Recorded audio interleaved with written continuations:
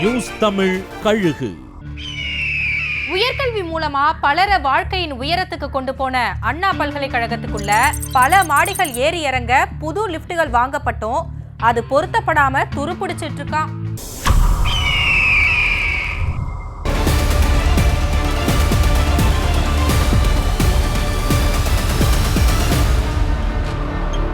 சென்னை அண்ணா பல்கலைக்கழகத்தில் இருக்கிற பல்வேறு துறை கட்டடங்கள் பல மாடிகள்ல இருக்கிற நிலையில பேராசிரியர்களும் மாணவர்களும் படிகள்ல ஏறி இறங்க கஷ்டப்படுறத தவிர்க்க 2 வருஷத்துக்கு முன்னால 30 லிப்டுகள் வாங்கப்பட்டிருக்கு.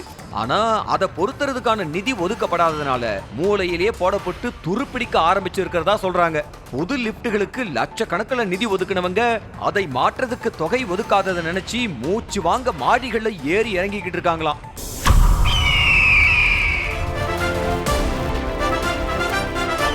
நியூஸ் தமிழ் கழுகு.